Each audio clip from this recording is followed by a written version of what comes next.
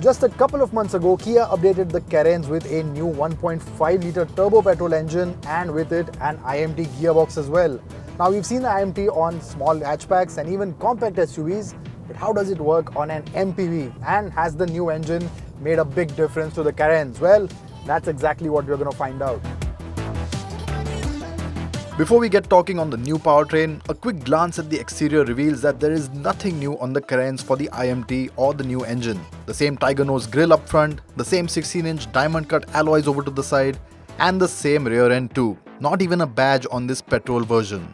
And it is the same story on the inside because you have this lovely, very plush looking interior. You have the blue and beige upholstery, the touchscreen which is quite slick, and of course because this right here is the top spec luxury plus trim, you have a lot of features as well. Ventilated seats, sunroof, wireless charging, cruise control, digital instrument cluster. It all is part of the package.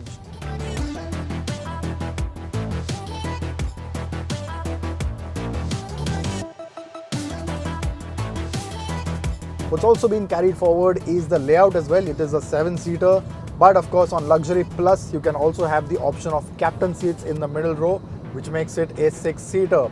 But the main talking point of course is the engine. Now it is the same engine that you have on the Hyundai Verna, 1.5-litre turbo petrol with 160 horsepower and 253 Nm. And it is quite powerful, it does pack a punch, and it is something that you can tell almost instantly because even though it is an iMT, the torque spread is nice and even, so no matter what gear you're in, you always have this nice surge when you press on the accelerator.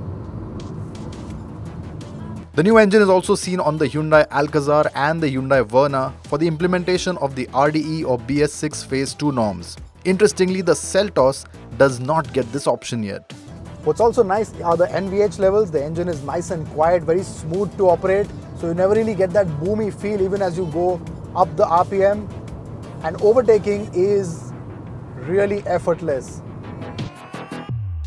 The only slight adjustment you have to make is during the iMT operation because it's not a traditional automatic, so every once in a while you do forget that you have to change gears manually, and for times like those you have a warning that comes up in the MID along with a beep. So if I don't shift down as we come to a halt, it will start beeping.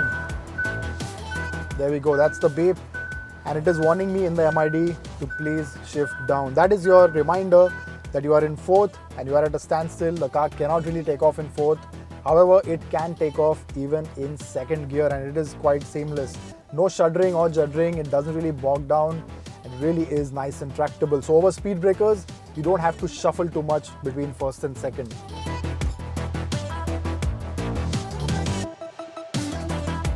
But performance is where this Carens is very strong. That 160 horsepower does make a big difference, and it will make an even bigger difference once you have luggage in the car and a car that is packed with occupants.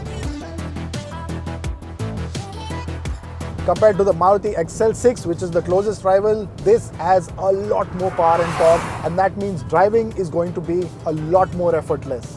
However, that extra bit of power and torque also means the efficiency isn't that good. Now, we haven't really tested it, but the claimed figures are not something you can fully trust. And if the MID is anything to go by, it is hovering around the 8 kpl mark right now in the city, which isn't the best figure. Now this engine is the same one that you also see on the Hyundai Verna. That of course is a lot more performance oriented and made for driving enthusiasts. However, in this car, the audience is slightly different. The buyer of the Carens doesn't really care about outright performance or driving feel. More priority is given to its pulling power and can the car cope with a full load, and that thanks to its more power and more torque, this car, or this version in fact, definitely can. The other positives of the Carens have been carried over. The braking is very good thanks to an all-disc brake setup, and of course the ride and handling is quite nice as well. Of course it's an MPV, so you do take that with a pinch of salt, but overall it's not bad at all. You don't really feel a lot of the roll. Nice and planted even at highway speeds. Cruising is very effortless, and once you slot it in 6th, you can just amble along the highway effortlessly. However, the bigger advantage of this Carens is in the pricing. It has now gotten a lot closer to the Maruti XL6, and even though it is a bit more expensive, you still get a bit more features a bit more safety and a lot more performance.